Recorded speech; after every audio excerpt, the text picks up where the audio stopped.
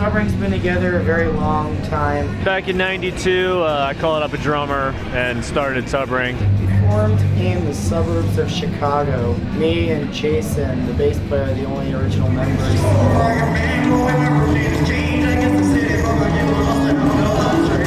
We got together when we were like in high school and started playing punk rock music. And we tried to make it a little bit different from punk rock.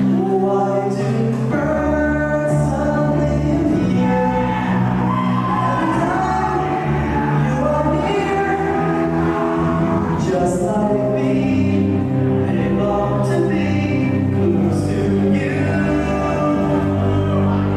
That's right, baby. Because the song said, baby, why do we stop?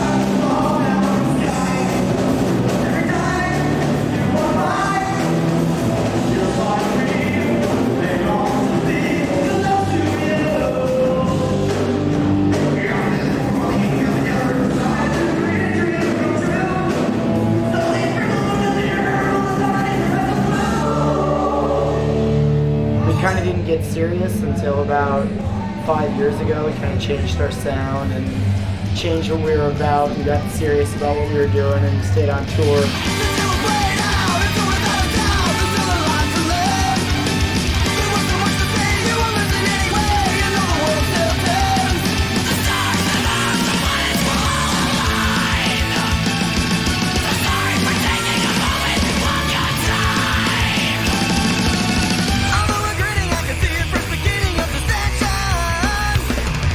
We started writing music a few years ago. Our kind of theme was that we wanted to keep people guessing what was going to come next. Try and touch as many genres. We're into so many different types of music. There's definitely like a style that we like doing, and it's kind of weird or different, even though a lot of the stuff I listen to is really different. So I think we're just a rock band. And now the picture was right, and the present exciting. Come on, as we both begin to sacrifice the best in infantry. And now the future was right, and the present exciting. Come on, as we both begin to sacrifice the best in infantry. Usually Rob comes in with the skeleton of a song. It's somewhat completed. We'll have a really rough idea of a layout for some parts of a song. I mean, like really primitive. He'll record stuff on his 8-track and bring it in. I recorded the last track on Fermi, like huddled into this corner. The different members will put in their input. We're a pretty democratic band. You know, I mean, we sit down and make decisions and talk about things. Jason will put his bass line. He's a really good bass player, so he's usually got crazy ideas. I try to make my bass line stand out a little bit from the rest. They put together the song in that mode. We just tape it from a boombox or like a 4-track and give it to me, and I put it in my car and drive around and sing gibberish to it until I come up with a melody and lyrics. This is covering its natural setting.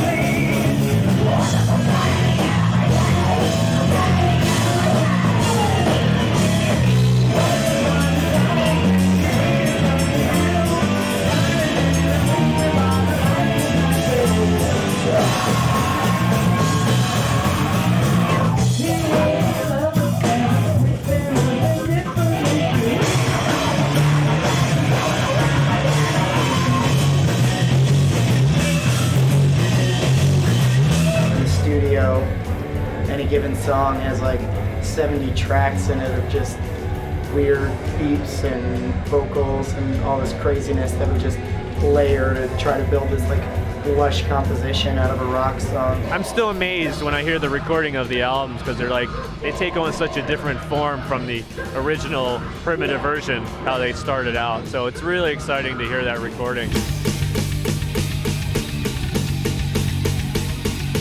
When we recorded Fermi, we did it all like over a period of like a week or a couple weeks. We basically had all the songs, we went in, started rough tracking them, and then went back and started laying down individual parts. With Zoo Hypothesis, we were on the road so much that we would come home and maybe we would only be off the road for like a couple of weeks. So we would go in to the studio and start doing, like maybe we'd do 2 songs or 3 songs. Hopefully it still sounds cohesive, you know? I mean, I think it does. Can you do all that you claim to? Can you just sit back? Can you survive a jury of your peers? And if I took the limelight, would it rectify all that? Would it draw the focus from your fears? Some people go a little too far with the rock star wise, with the egos and the attitudes and stuff, and we like to try and put on a good show, have fun, and if kids come up, sign autographs and all, that's really cool. It makes me feel really good. And at the same time, though, let them know, hey, we're just human beings too, you know, and just trying to have fun. Been so long since I've seen you, Mr. Where'd you get that shirt and what'd you pay for it? Though the pleats leave us in doubt about the way you're handling the great privilege of knowing that without a simple fruit you would be naked and never without a statement to make or say. I was just at GameWorks, where they have a new game. It's a horse racing game, but it's not necessarily horse racing. It's you raise your horse from a baby, you pick its mother and father, and then you pick which food you want to give it, and you train it, and it's addicting and wonderful. It is exactly an equestrian Pokemon. I missed load-in because I was racing my picky horse that I'm raising. The coolest thing about it, it spits out a little card that has your horse on it. So if I was my horse's name is El Gato. I don't know why I wanted to name him a cat, but I did. You slide that in, and then you get your horse back again, and you start him up. Addicting, wonderful. We are covering and we love Jaeger.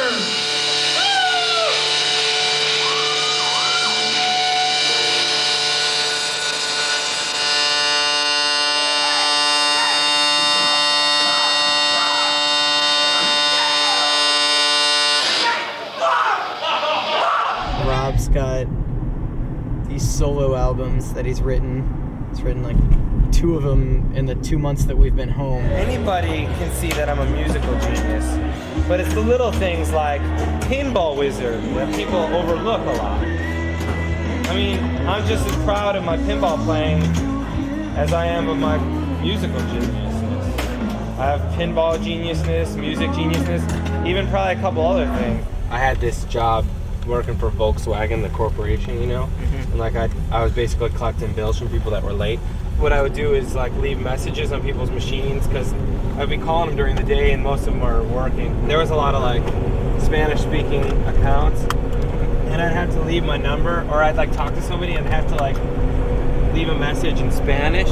So I don't speak Spanish, but I have my little like thing that I said I have down. A little cheat. Ready? Check the pronunciation on this because I've been told it's excellent.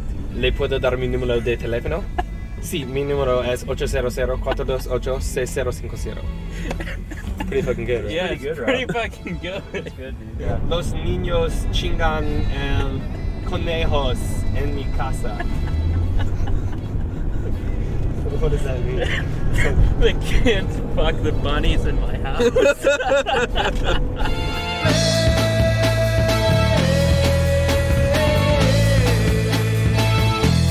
This is the kind of guitar I play. This one here. I've gotten mine and beat the shit out of it, pretty much. How much longer does the public have to wait? How many years did it take us to create?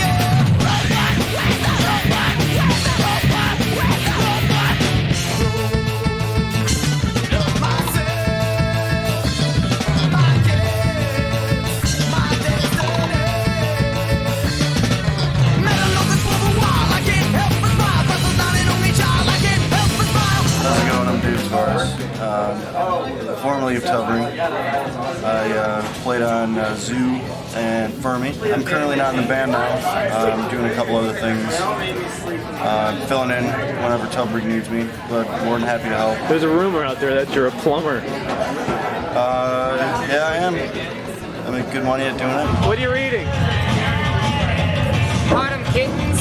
And the crazy thing is, I thought this was going to be like a romance novel, you know, that just use that, but it's actually about cats that do things, and they're adorable.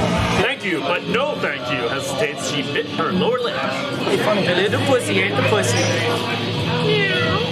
This is Kevin and Rob's place. Parking here really sucks ass because if you don't have a pass, they tow you like in about 10 minutes. We have to be incognito and like park over in the neighborhood behind the complex here, which entails hopping a fence.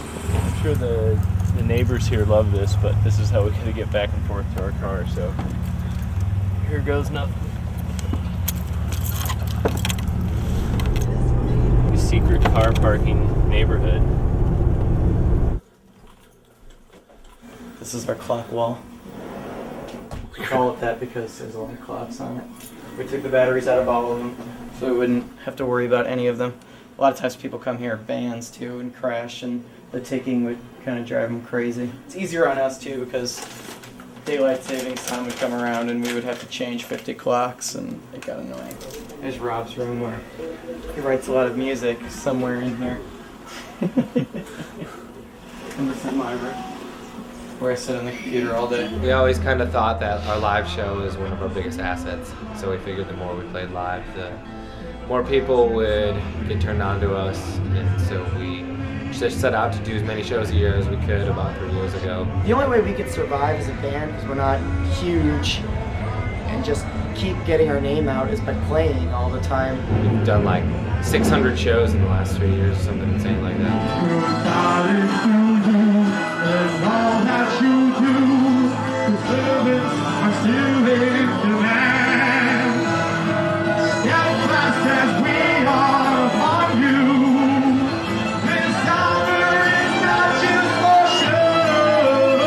People complaining about like doing a couple weeks in an RV, you know, like this glamorous life, and here we are, you know, 6 guys in a van sleeping in the tightest of quarters, all nasty and sweaty and, you know, not eating very well. We're all pretty different people, so the way we get along is by pretty much not talking to each other when we're on the road. Everybody kind of does their own thing just to avoid getting into arguments and fights. When you're like that close to so many, you know, a group of people all the time, every little quirk just like stabs you in the eye, and it's really difficult to deal with. We try to just, you know, keep in mind that we're all on the same team, and you know, whenever you're getting a little bit frustrated with somebody, you just gotta kind of take a step back and say, well, this person's on my side. It's not fun. I mean, it's got its moments, obviously, playing. When it comes down to actually playing, it's a lot of fun, but the work up to that point of just driving,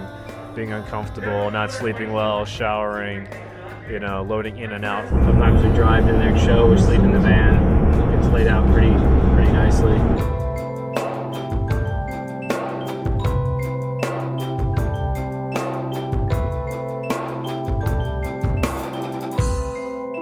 I'm feeling really bad for them right now because they have a lot of work to put all that stuff in and figure out how they're gonna load all the merch. I don't feel too bad because I already rolled up 2 boxes of it myself and ordered it all and spent the last 2 months getting it. But I still feel bad for it because it's a lot of work to get done. First night, so everything's got to be organized. It's kind of tough too when you have enough merch set up for the next 6 months, and now I'm trying to get all that together in one day, which isn't going to happen, but it'll all be set. It'll be nice a week from now when everything's nice and organized and you don't have to worry about any of this. Everything comes from touring, and it's why we're on the road all the time, and that's what kind of keeps us alive. Now I'm trying to organize 500 shirts and 1,000 CDs and all this stuff. Someone's got to do it. It's a lot of busy work, and it'd be nice if we were somewhat ready at this point to get everything done, but we will be. It's going to take a lot of work.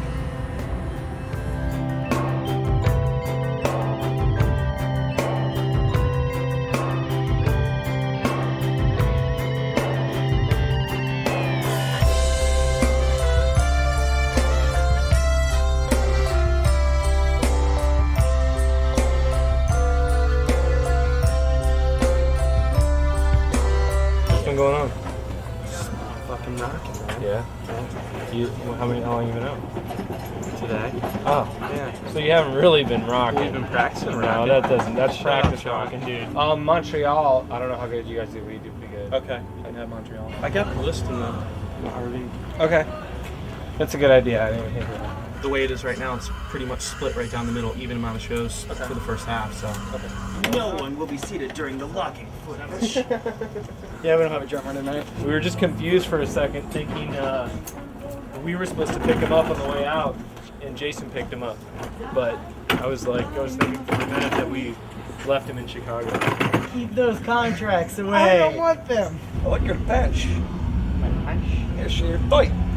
They are kind of tiger. Like Tiger. Yes, like Tiger. I thought they're pretty hip. I'm trying to be hip. Oh, they are nice. Thanks. Give a nice camel to it, too. Do they? Oh, yeah. That's okay for guys. That makes us look well hung. Hey, hold that door for just a second. This is pre-show. Drinking a Diet Coke and sitting behind the venue during sound check. Because we're locked out, we can't actually get into the venue. I got a good cut. For us. There you go, get it right in there. Yeah. It talks to you. Says, hello, how are you? I'm showing stupid cut on his finger. I don't want a granola bar. I don't want a granola bar. That's one of my pre-show thoughts. If you've noticed my voice being a little different, I got my tour voice back, which is, I can still sing, but my regular talking voice gets a little raspier. It's a little gritty. It's a little gritty. Well, it gets like that. It's a little gritty. Usually I'm much more expressive. Where's People are making faces at me. But I'm excited. Pre-show thoughts don't suck tonight. That's a good pre-show and during show thought. The moods are building at load in as opposed to load out everything. You blew your load already, so to speak, and that's when you can have fun. And well, that's when most people can have fun. The average Tubbering fan, they're so diverse.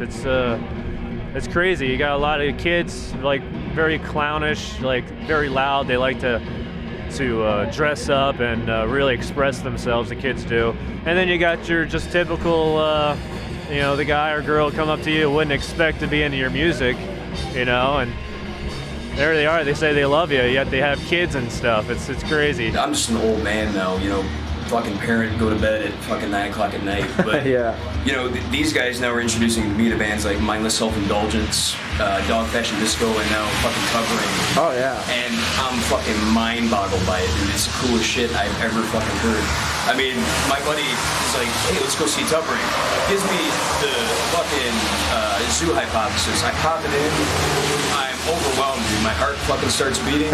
I've never heard anything this fucking cool, dude. I mean, it's absolutely mind-boggling. It sounds like they're the fucking villains to a fucking, like, a live Christmas musical directed by fucking David Lynch and fucking Tim Burton. It's the coolest shit I've ever heard. This band is gonna fucking influence many, many bands to come. Some crazy ass shit. People just fucking jumping around, going nuts. Crazy ass keyboards. It's great. It's fast and it's upbeat. And they don't stop really at all during the entire set. They actually have intelligence. They're not like fucking stupid. I've been following Tubbering since last summer, maybe. My first show was Indianapolis, and since then it's been 23 shows or so, maybe half a year, a little longer.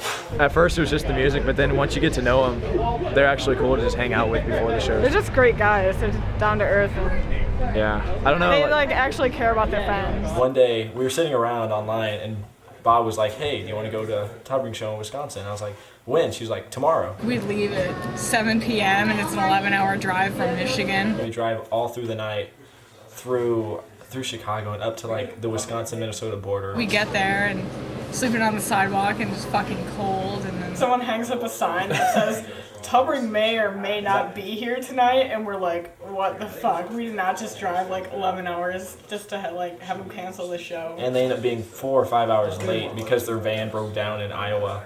And so they get there, and when they walked in, it was like a godsend because we realized that we didn't drive half a country just to go see Wisconsin. It's not like we're rolling in the dough or anything. We're so horribly in debt. We're actually making money now at shows and merch. It's just we're so in debt that it's kind of a while before we crawl out of that hole. We're in a different label in Japan, and we went to like the Virgin megastores out there, and we were in the listening stations next to Green Day and Mariah Carey, and that was cool, but that doesn't translate to any money or anything. We get like checks from Japan every now and then for like $600, which is nice, but seeing us next to Green Day and Mariah Carey is like, oh yeah. Even though we've come a long way, it's almost at that point where it's more uncertain than ever. With the new albums, I don't care at all anymore. We've gotten to a point as a band that a lot of bands don't get to. I mean, we tour full time, and we're actually starting to do well, and the work is actually paying off. And so I guess at that point, then it's like, well, now what do we do? I'm not worried about labels or record companies or anything like that, or even what the fans want, which sounds bad. You just get to a point where I think that somebody's going to like something, and then they don't, and then something I think somebody's not going to like, they do like, and then you almost start doing music not necessarily what you want to do. We enjoy it. Hopefully other people do too.